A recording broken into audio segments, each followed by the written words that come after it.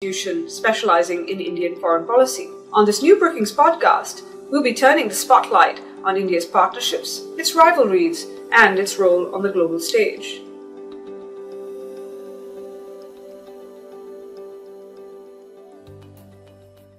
In our last episode, we discussed India-China competition in non-aligned South Asia and the Indian Ocean region. On this episode of the podcast, we'll continue our discussion of China and India's overlapping peripheries, this time looking at two countries that have been aligned, one with India and one with China. Today, we'll focus on China's relationship with Pakistan, the second largest state in South Asia. It has been a partner to Beijing, but a rival to New Delhi. We'll also briefly discuss another country that, like Pakistan, borders both China and India, Bhutan. That Himalayan kingdom has a close partnership with its southern neighbor, India. On the other hand, it does not have diplomatic relations with its northern neighbor, China. But Bhutan has been exploring ties with Beijing recently, which will have implications for New Delhi. To discuss India-China dynamics vis-à-vis Pakistan and Bhutan, today my guest is Gautam Bambawale. He was India's ambassador to China between 2017 and 2018. Prior to that, he served as High Commissioner to Pakistan, and between 2014 and 15, he was India's ambassador to Bhutan. He is joining us from Pune in Western India, where he's a distinguished professor at Symbiosis International University. He's also co-author of the book Rising to the China Challenge, Winning Through Strategic Patience and Economic Growth. Ambassador Bambawale, thank you very much for joining us on the Global India podcast today. It's great to be with you, Tanvi. Ambassador Bambawale, I want to start our conversation with China-Pakistan relations. We've heard Chinese officials and Pakistani officials, for that matter, talk about the China-Pakistan relationship as an all-weather friendship, described as higher than mountains, deeper than the oceans, stronger than steel and sweeter than honey. How would you describe the nature of the China-Pakistan relationship from your perspective? That's a very interesting question, Tanvi, and I think I can only quote yet another saying which the Chinese and Pakistanis use, apart from everything else which you have already stated, and all of them are used by the Chinese definitely and the Pakistanis. But they describe the close relationship between the two countries as being similar to the relationship between lips and teeth. So, the relationship has been very close. It is getting stronger every passing day. But as you probably know, it was not always this way. If you go back to the time when Pakistan as a nation was created in August of 1947 and immediately in its aftermath in the 1950s, the India-China relationship was very strong. And conversely, the Pakistan-China relationship was not that strong. But as the India-China relationship started fraying at the edges and tensions, especially on the unresolved border issue, cropped up in the late 1950s, starting somewhere in 1958, which eventually led to a border skirmish, a border war, let me put it that way, between the two countries in October and November of 1962. So as that happened and India-China relations deteriorated, you find that Pakistan-China relations improved. And in fact, they improved so dramatically in those years of 1961, 62, and 63, that the two countries, China and Pakistan, agreed on a border settlement, a border agreement between the two countries. And from there was no looking back. To just add a little bit more of history, Tanvi, and then to hand it back to you, the highlight, of course, was in the year 1971, when Pakistan played an intermediary role, a very important intermediary role, in the rapprochement which took place between the United States on the one hand and China on the other. Islamabad played a very important intermediary role in bringing Beijing and Washington, D.C. closer together. And in fact, it was on a visit to Islamabad that the then national security advisor and then later the Secretary of State, or the reverse, Henry Kissinger, made a very quiet visit to Beijing on a Pakistani military aircraft, which led to the rapprochement where President Nixon of the United States visited China. And of course, then that led to the rapprochement between China on the one hand and the United States on the other. So the China-Pakistan relationship has been close since the 1963 and strengthened since 1971. But what is happening more recently, we can talk about as we move ahead, Tanvi. In fact, it's interesting as you mention it, a fact that often doesn't come up is because of that border agreement between China and Pakistan in the early 60s, which India hasn't recognized because it involved territory that's disputed with India as well, that in some ways that China is a party to the India-Pakistan boundary dispute or territorial dispute as well. And so there have been times when people have called for honest brokers or mediators between India and Pakistan, and China comes up. But in fact, because of that boundary agreement, has been for a number of years a party to that dispute, as you allude to. I do want to ask you, given the description of the relationship as well as how it was motivated in some ways or stemmed from India-China relationships deteriorating, how much has the China-Pakistan relationship and the development of that, in your mind, been related to the trajectory of the India-China relationship? I think it has tracked very closely. As India-China relations deteriorated from 1958 onwards and then led to the border war in 1962, the China-Pakistan relationship strengthened immeasurably. And since then, it has stayed very strong and steady. It has, of course, as I said earlier, strengthened because of the intermediary role that Pakistan played in bringing China and the United States closer together. But even since then, the China-Pakistan relationship has stayed strong and steady and has, in fact, always moved up a tick and has been on an upward trajectory. If you look at the relationship today, there are several aspects to it. The first and foremost, of course, is the military aspect. There is very close military-to-military cooperation between Pakistan and China. And the two militaries, in fact, work very closely together on several fronts. Pakistan buys a lot of its military equipment today from China. And one example is the Pakistan Air Force, where the two have combined together to produce what is called a fighter aircraft called the JF-7 Thunder.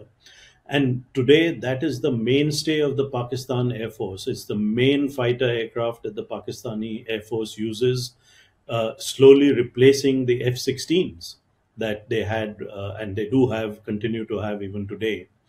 So this is just an example of how the two militaries have worked very closely together, and they continue to work very closely together. I'll give you yet another example of the two air forces. We all know that pilots from the Pakistan Air Force are very, very good.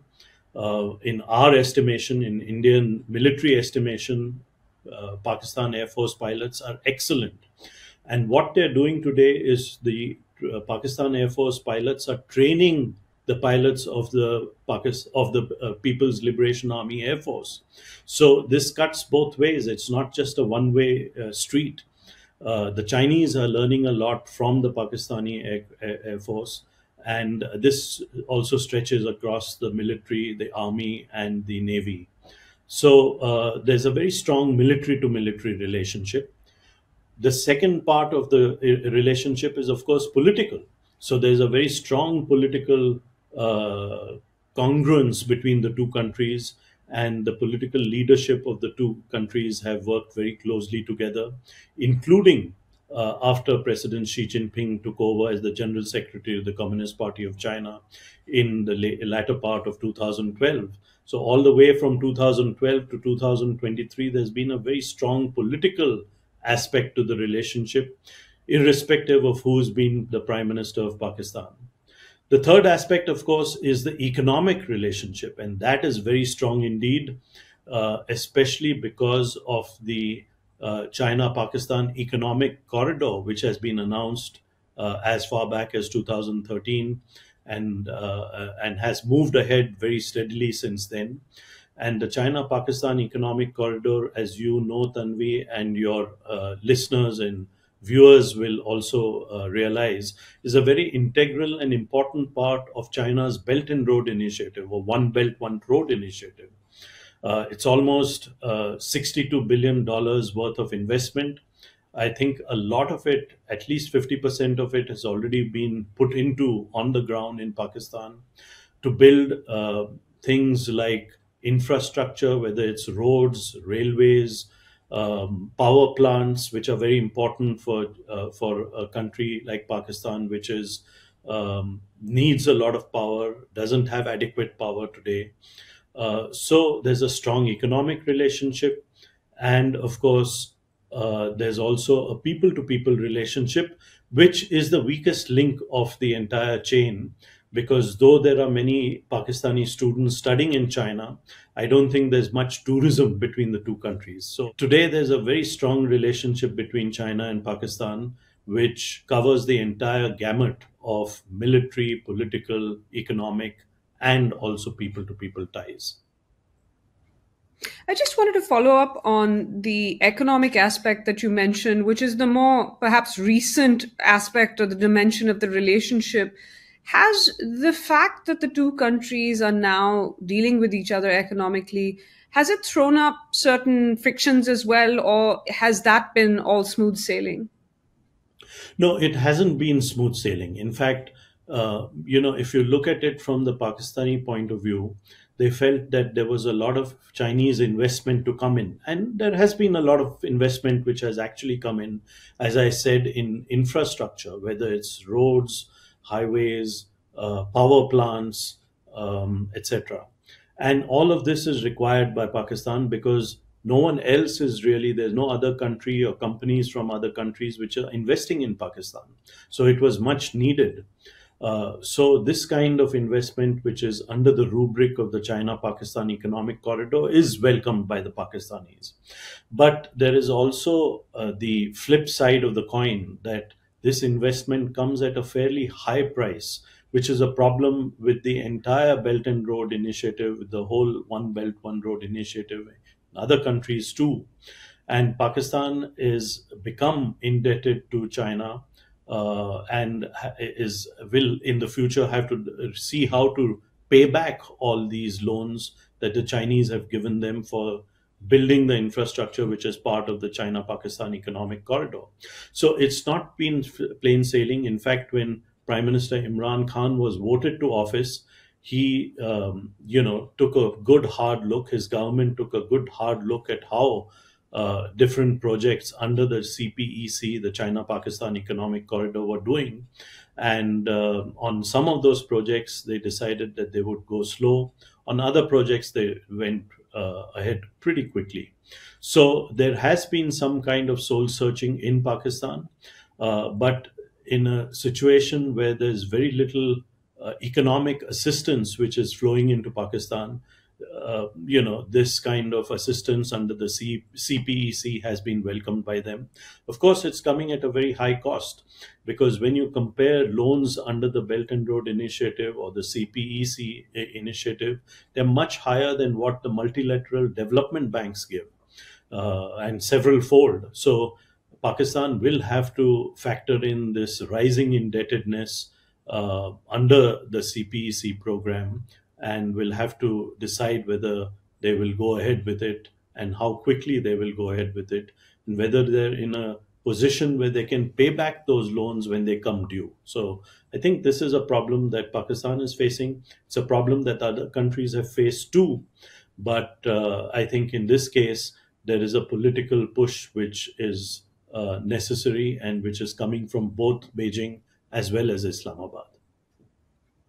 It's interesting that you've had now a relationship that for China has changed in some elements, perhaps more complicated than it used to in the past. You mentioned one motivation for the countries to engage with each other despite these frictions, which is the strategic aspect. Both have had key rivalries with India, and so the other has been a counterbalance. And I remember once somebody said, for China, the relationship with Pakistan in some ways is about keeping India tied down in South Asia. So it can't actually move out beyond and play a larger role in the region. And so you've seen, as you mentioned, in the military domain, even with Pakistan's nuclear program facilitating that China has played a role. What have there been other motivations besides kind of needing to or wanting to balance balance India in South Asia and beyond? Have there been other motivations for the China-Pakistan relationship, particularly for Beijing? Tanvi, you are absolutely right. I think for Beijing and for Islamabad, balancing out India and Indian power was an important factor in building a closer relationship between the two countries. In the early 60s, once they had ironed out their border problem with a border agreement, I think the relationship moved ahead very, very quickly. But today, I think it is a very important problem for India because as these two countries, China on the one hand and Pakistan on the other, one on our northern border, the other on our western border, and with both countries, India has unresolved frontier issues, unresolved boundary issues, unresolved border issues. It becomes a problem for us because increasingly we are looking at a two-front situation, which is not entirely comfortable for us. But I think from Beijing's perspective, which is what your question was about, there is little doubt that by making sure that Pakistan has a certain amount of heft in political and international relations, they are keeping India on the back foot. Not much longer because of the fact that India today is already 10 times the size of Pakistan. Pakistan's economy is roughly $300 billion. India's is roughly $3.75 trillion.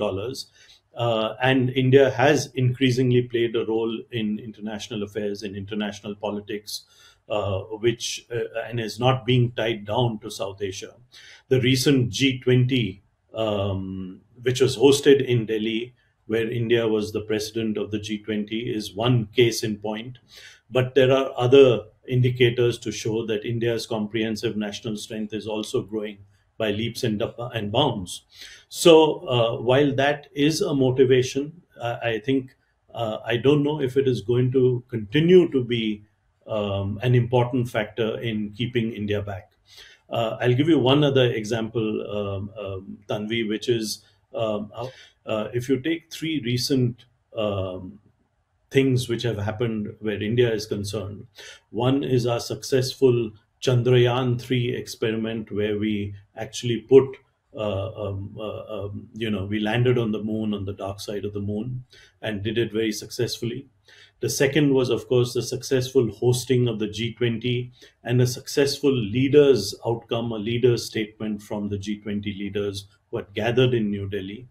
And the third is how well Indian sports people did at the recently held Asian Games in Hangzhou, China, where for the first time ever we won more than 100 medals overall, much less and much behind China, Japan and South Korea, but we were flying fourth. If you put these different strands together from different fields, my argument has been that it is an exhibition of India's rising comprehensive national power. And I think that comprehensive national power has been rising despite anything that China has done vis-a-vis Pakistan, backing Pakistan, etc. So I think that is something which is exhibiting diminishing returns for the Chinese and for Beijing. And you mentioned the implications, one of the implications nonetheless for India is that it does have to think about a kind of a two-front situation. What have the other implications for India been as it's seen this deepening relationship, this all-weather friendship develop between China and Pakistan? Yeah, look, from a perspective of international politics, it's not entirely comfortable for a country like India to have two other neighbors, I mean, neighbors of India and their neighbors of each other also, to be against us, etc. We would like to definitely try to work with one of them to sort of reduce the salience of each other. In today's world, if the government of Pakistan were to make some moves to reduce tensions between India and Pakistan, I'm sure New Delhi would respond very, very positively to that, especially because, as you know, since the summer of 2020, Indian troops and Chinese troops have been face to face with each other in a certain part of a boundary, which we call Eastern Ladakh, and have been in those positions with large numbers of troops facing each other since summer of 2020, and which means that it's been almost 3 years plus now. And that's not a very good situation for two armies to be in. So if we were able to work with Pakistan to reduce tensions between India and Pakistan, I'm pretty sure we would take an offer of that kind and work at it, at least work towards it. So the two-front situation is not something which we are very comfortable with, or any country would be comfortable with. One of the things that you mentioned earlier was kind of the economic dimension of the China-Pakistan relationship. As we were talking about, that is kind of a newer dimension. Has that added particular complications for India? One, of course, I'm assuming you'll mention is the China-Pakistan economic corridor itself and where some of those projects lie. But more broadly as well, are there other dimensions of that China-Pakistan economic relationship that pose particular challenges for India? Yeah. No, I don't think it really poses a challenge to India. And I'll tell you why, Tanvi, because till very recently, till Pakistan managed to get yet another loan from the IMF, and then it was backed by other countries, especially Saudi Arabia, the United Arab Emirates, etc. It was passing through a very, very difficult period where foreign exchange was so scarce that there were several import items which Pakistan had to cut back on. So Pakistan's economic situation till very recently, a few months ago, was pretty dire. And I'd like to highlight to you, Tanvi, and to your audience that this is not the first time or the second time that Pakistan in its 75-year history has gone to the IMF for an adjustment loan due to shortage and scarcity of foreign exchange reserves, which implies that they have had a cyclical pattern of foreign exchange running short, running scarce, and every time they've had to reach out to the International Monetary Fund for an adjustment loan. So there is something in the Pakistan economy which is ensuring that they do not earn the kind of foreign exchange that they need for the imports that they have. And this is a recurrent pattern. It's happened 23 times. This is the 23rd time that Pakistan has had to go to the IMF for a loan in 75 years of its history. And therefore, it leads me to believe that if they don't focus on that issue, if they don't try to resolve that issue, they're going to get into this kind of situation. It's a cyclical pattern, and this cyclical pattern will continue.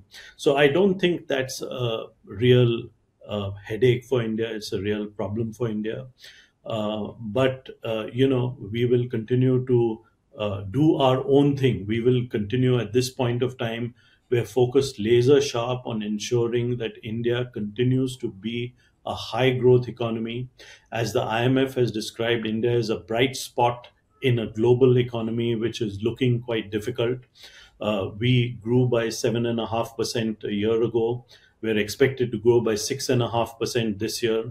And therefore, I think this is the time where India has to focus on itself to ensure that it has high rates of GDP growth, not just for 2 years or 3 years, but for a long stretch of 15 or 20 years. And if we are able to do that, then India's economy will grow from the 5th largest in the world to the 3rd largest in the world in a few years' time.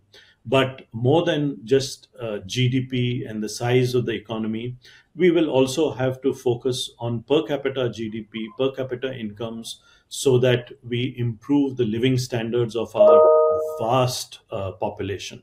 And that's a very difficult job. And that's something which we are focused on laser sharp, rather than worrying about what China and Pakistan are doing together.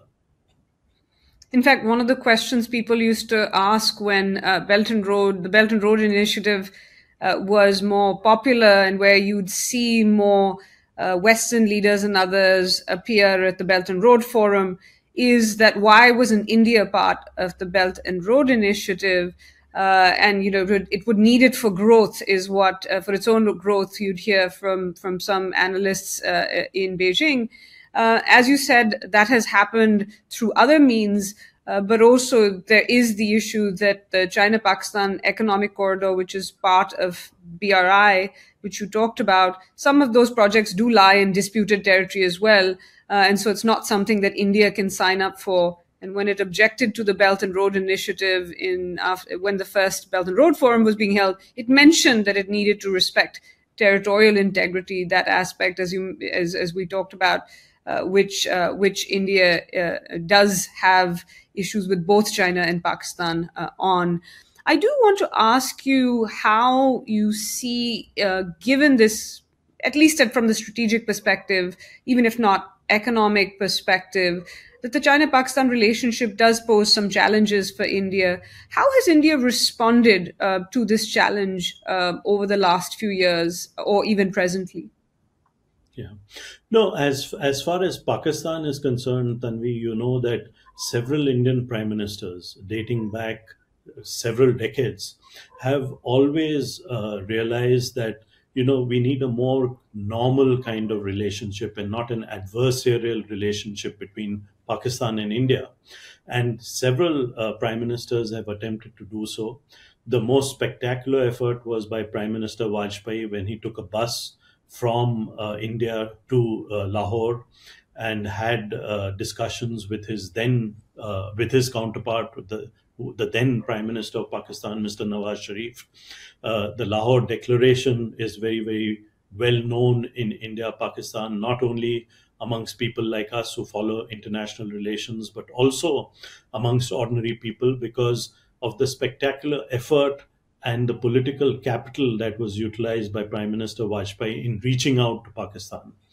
Unfortunately, while the political leadership of Pakistan understood this move and even reciprocated it, and there was a sort of guideline or a plan of action which was chalked out on how the two countries would move ahead, the Pakistani army then took a hand in the relationship by creating the Kargil problem, by marching Pakistani non-regular troops into parts of India. And that led to the Kargil War of 1999, which, of course, at that point of time, all the efforts which were made by both prime ministers and both countries, both leaderships at Lahore came to an end. And of course, as all of us in India know, the Kargil War eventually ended with India getting back the territory which was, which was taken over by Pakistani irregular troops. But it led to a heavy cost where 572 officers and men of the Indian Army had to lay down their lives, because it was a tremendous military action where Indian troops had to climb high hills, mountains, which were under the control of the Pakistani irregular troops. And when an enemy is sitting on the heights, he of course controls all the movement up to the heights. So there was a large price paid by the Indian Army, by its officers and men, in reclaiming those areas in Kargil and around Kargil. So since then, of course, there have been efforts made by Prime Minister Manmohan Singh, efforts made by Prime Minister Modi, but none of them has really led to any kind of sustained, let me call it a sustained effort to reduce tensions between India and Pakistan. And I think that is unfortunate, because today we are not even trading what most other countries would trade with each other, where it makes sense for Pakistan to buy from India and India to buy from Pakistan. We don't have normal trade relations between our two countries, and therefore you have to buy it from third parties or through third areas, which leads to higher costs. So unfortunately, the Pakistan-India relationship has not normalized to the extent that we had wanted. And of course, there is always the problem of cross-border terrorism aided and abetted from Pakistan, which is something which is very, very important for India. We want that to end before we can move ahead another time. And yet again in trying to attempt to normalize relations. So these are issues which bedevil the India-Pakistan relationship. And as those continue, I think the China-Pakistan relationship stays strong, as we had discussed, Tanvi. You mentioned the Kargil crisis in 1999. What, during that crisis or other India-Pakistan crises, has China played a role, and what, if any, role has it played during these crises over the last few decades? Yeah. No, that's an excellent question, Tanvi. But, during the Kargil crisis, which was 1999, I think the Chinese military kept a very low profile on the India-China frontier. They didn't stir up, or they didn't, muddy the waters even further by creating tensions on the India-China frontier. And even recently, from 2020, when the India-China frontier in eastern Ladakh has been very active, really, our military-to-military relations with Pakistan have been generally on an even keel. In fact, there's been a revival of, there's been a revival between India and Pakistan of keeping the India-Pakistan border relatively quiet. So I think both countries have, kept the relationship on an even keel. And this is a question that you asked, Tanvi. So let me also mention that in the past, there was a period, especially when there was some kind of better relationship between India and China. Post our then Prime Minister Rajiv Gandhi's visit to Beijing in 1988, that the Chinese leadership kept telling Pakistan that they should work towards a more normal and normalized relationship between Pakistan and India. So when you had President Jiang Zemin in China and President Hu Jintao in China, both of them counseled Islamabad to try to attempt to build a more normal relationship with India, and that would help in resolving any other issues that there were between the two countries, including the unresolved frontier or border issue. So there was a period when China did counsel restraint on Pakistan and did counsel a more normal or a normalized relationship between New Delhi and Islamabad. Unfortunately, that didn't come about because, the most easy thing for two countries to do is to trade with each other, and especially two neighboring countries. And if we had built some kind of trade relationship between Pakistan and India, I think the rest of the relationship would have looked easier to handle, better to handle. But that did not happen. And so the rest, as they say, is history. No, it's quite interesting in terms of the China counseling restraint, because it has been the case that it's been part of China not wanting to see instability necessarily. It wants kind of that strategic balance that Pakistan helps provide vis-a-vis India, but it doesn't want instability, not least because that can spill over, including in terms of extremism from their perspective, from Beijing's perspective, into China as well. That was the kind of China counseling restraint, I think, was also a difference from what you saw in the earlier wars that India and Pakistan fought in 1965, when you actually did see China kind of mobilize troops. There was even a clash in the northeast in India between China and India, just as the India-Pakistan war was heating up, and then 1971, where China backed Pakistan, supplied it military equipment, but didn't, contrary to some perhaps expectations in Pakistan, actually intervene, not just expectations in Pakistan, but perhaps amongst President Nixon at that time and National Security Advisor Kissinger, who thought that China would be much more active in intervening on behalf of Pakistan against India. China didn't do so. I have heard recently that as a result of, or perhaps maybe not, there's a cause and effect, but that China has in the recent India-Pakistan crisis in 2019 not been as helpful, not kind of counseled the opposite of restraint, but also not been as helpful as it had in the past to try to kind of de-escalate the situation by intervening with Pakistan on behalf of other countries as well, but largely kind of let things play out on their own. So perhaps not as active counseling restraint. I don't know if that's been your impression or not. Yeah. No, I think you're absolutely right, Tanvi, because, we are looking at a different China, especially under the leadership of Xi Jinping. And, I don't assign or attribute everything to just the leadership. But there is very little doubt that as China grew, and especially post the 2008 global financial crisis, where she came out much stronger, and the West, the United States in particular, but the West also was weaker economically. But in that period, post 2008, and particularly since 2012, when Xi Jinping became the General Secretary of the Chinese Communist Party, there's no doubt that China has been, it has played a much more forward it's been playing much more on the front foot.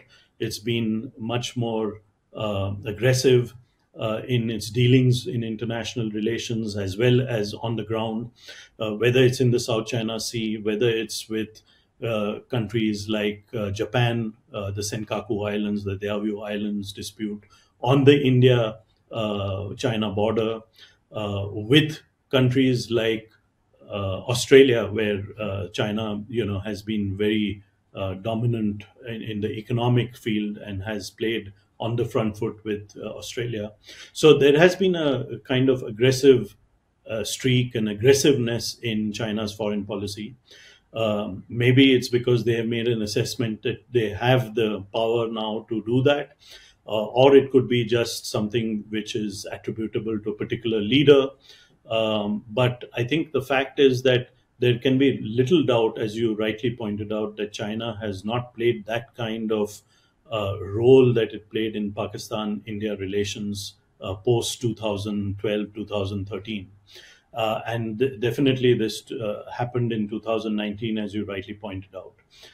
And that is what, of course, makes us a little more apprehensive, a little more careful about what's happening between China and Pakistan.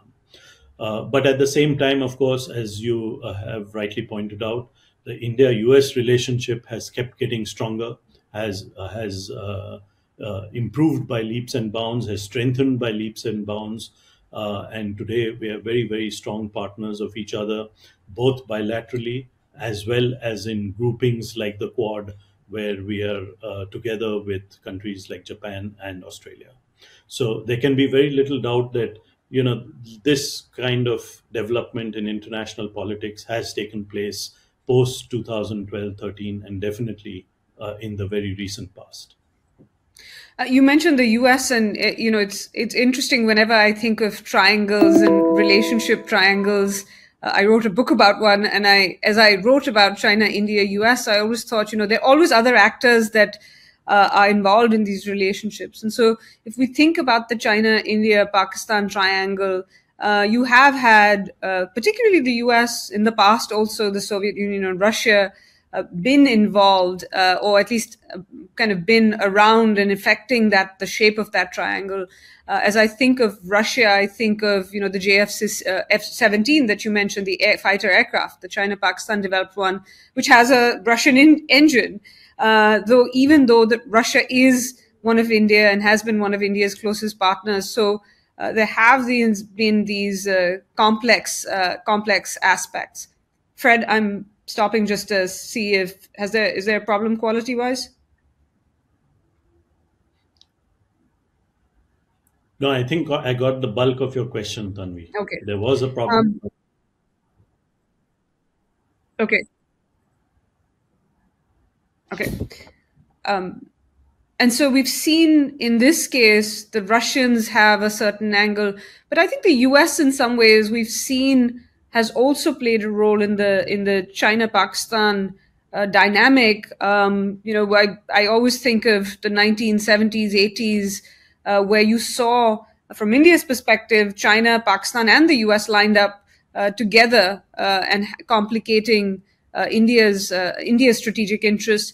Does the US factor into the China-Pakistan today, China-Pakistan dynamic today, from your perspective? It does, obviously. I mean, given the fact that the US is the biggest big power, great power, superpower of the world, and particularly from a military aspect, it is the only superpower in the world.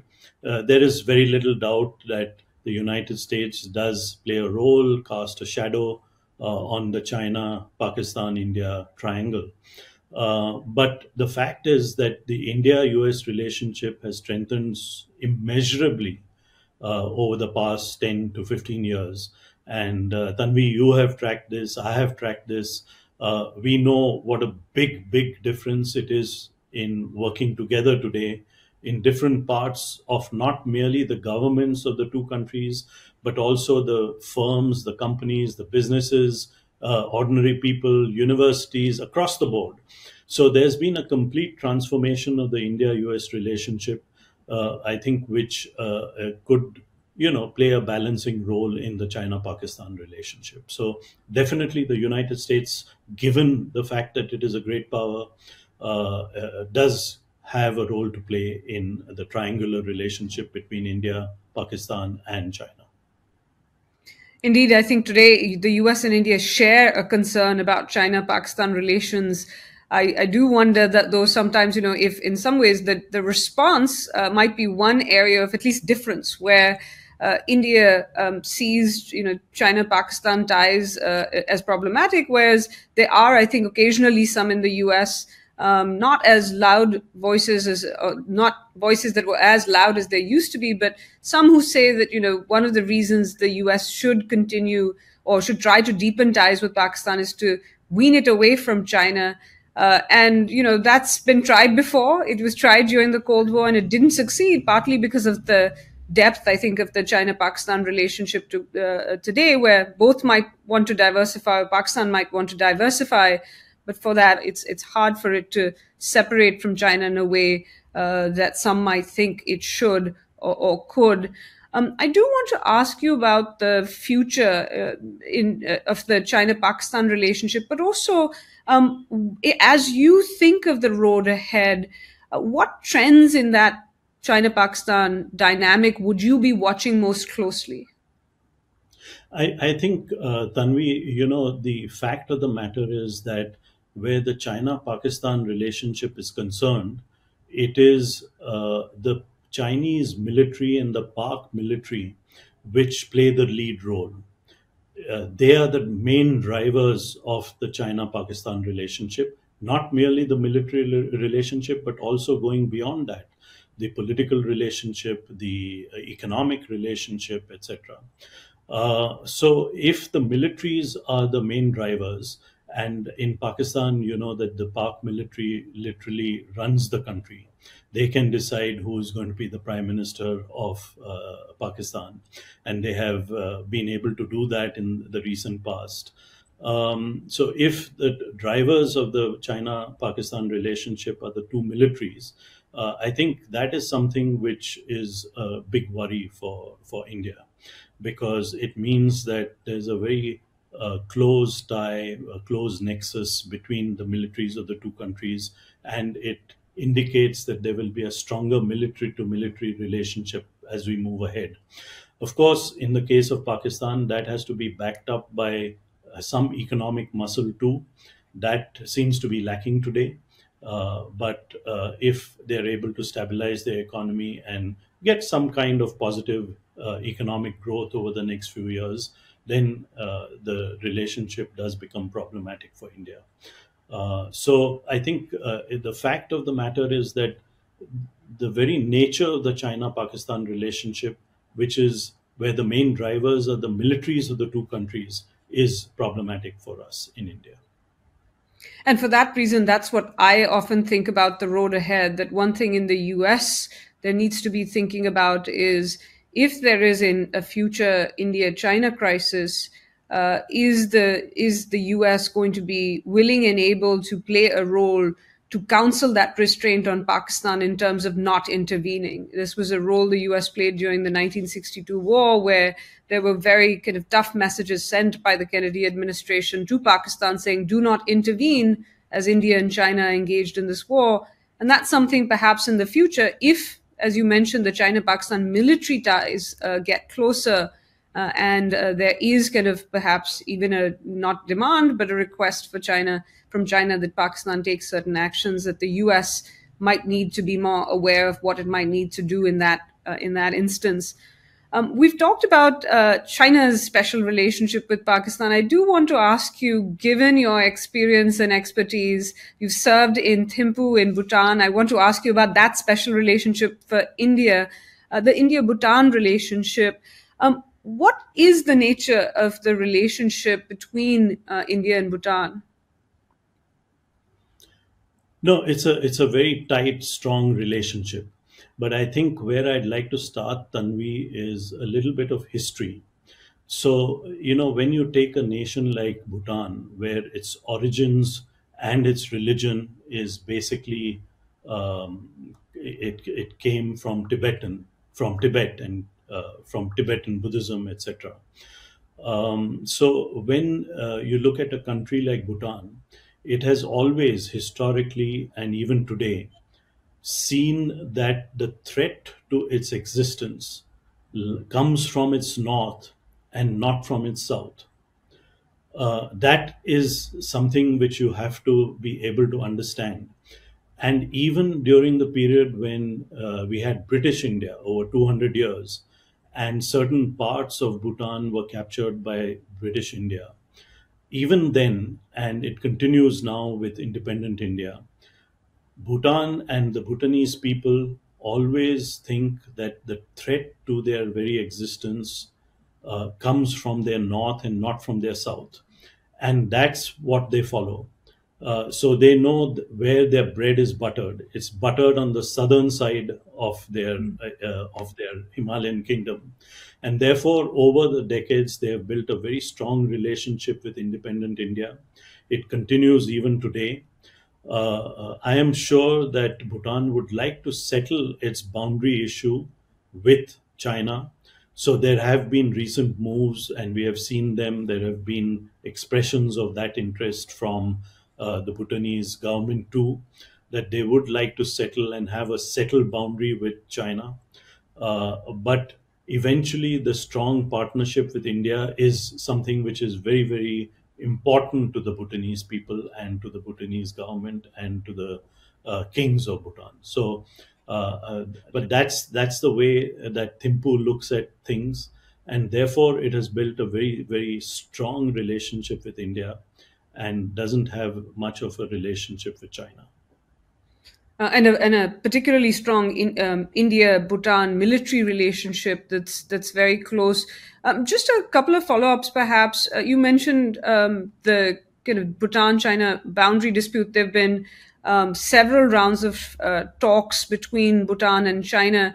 It is, in fact, one of the few people, or China often says it's settled most of its boundary disputes. It hasn't settled the ones with either India or Bhutan. There have been talks between the Bhutanese and Chinese recently. We've seen the Bhutanese foreign minister go to Beijing. How closely does India watch these Bhutan-China dynamics? And would India be concerned if there was a settlement between Bhutan and China on the boundary, or is that something India would accept and move on with? Yeah. No, so, the fact of the matter is that the Bhutan-China boundary and where it lies also has implications for India and for the India-China boundary. And therefore, I think India and Bhutan have worked very closely with each other on a final settlement of both boundaries with China. I think even today, as the Bhutanese move forward in their discussions and negotiations with Beijing and with China on their own boundary settlement, they will factor in the concerns of India. And these have been shared with the Bhutanese people, with the Bhutanese government, and with Thimphu. And they will factor those concerns in, and especially the implications of a China-Bhutan boundary settlement for India and the India-China boundary. Those are matters where I'm very confident that the Bhutanese government would factor in Indian concerns. And let's see where the relationship, where the boundary discussions lead to. I couldn't agree more with Thimphu that having a settled boundary would be better. In the case of the India-China boundary, also having a settled boundary would be better. But I think at this point in time, India is not ready to concede or settle the boundary on the kind of discussions that we have had between us, that is India on the one hand and the Chinese on the other. So let's see where the boundary negotiations between Bhutan and China move, and we will, take it from there. Just a brief follow-up for those of our listeners who aren't aware. You mentioned kind of the implications for any Bhutan-China boundary settlement for India. Why exactly does that Bhutan-China border matter for, or even the Bhutan-China-India tri-junction? Why does that matter so much for India in terms of how that might end up? Yeah. So what you said, Tanvi, is absolutely critical, that there is a tri-junction point between what will be a Bhutan-China boundary, an India-China boundary, and an India-Bhutan boundary. And that tri-junction point is very, very important where India-China boundary negotiations, discussions are concerned, because the fact is that at that point, where the tri-junction lies, is very close to what we call the crow's nest, which is the little bit of territory which joins the rest of peninsular India with its northeast. And it's very critical for us, for the defense of India, for the defense of that territory of India, and for communication lines to India's east and northeast is very, very critical. So where that tri-junction point lies between the three countries and how we negotiate that tri-junction point is critical for the defense of India. In fact, in 2017, the military standoff that took place between India and China was not, as some think, an India-China boundary standoff, but actually a Bhutan-China one in which India was involved as well. And it took place at Doklam in 2017, for those unaware. Ambassador Bavala, you've taken us from Pakistan on one side to Bhutan on the other, one of South Asia's largest states to one of South Asia's smallest states, and the China-India dynamics there. But I want to end our conversation with a lightning round question that we ask all our speakers, which is this question of: what is the biggest myth or misunderstanding you have heard about China-Pakistan relations, or about India's view of China-Pakistan relations? No, I think, this whole thing about being higher than the mountains and deeper than the oceans, I think is a myth. And the reason why it's a myth is that there is little doubt that the two countries do have congruent interests. But the fact of the matter is that at a deeper level, at a level of values and at a level of people-to-people interaction, there's not much common between the two countries. So yes, while interests are congruent, I think values and the people-to-people aspect of the relationship, which are very important for any two countries, are still a far cry from being deeper than the oceans and higher than the mountains. With that, Ambassador Bambawale, thank you so much for joining us for this conversation and really taking us on this long journey across northern India, from Pakistan to Bhutan and China as well. Thank you so much. Great pleasure to be with you, Tanvi.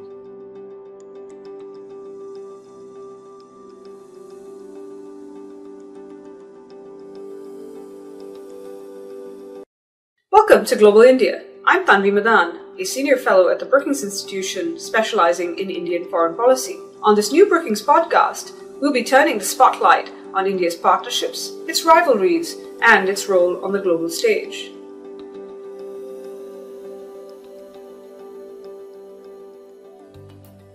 In 2011, Narendra Modi, then Chief Minister of the Indian state of Gujarat, gave a speech in Beijing.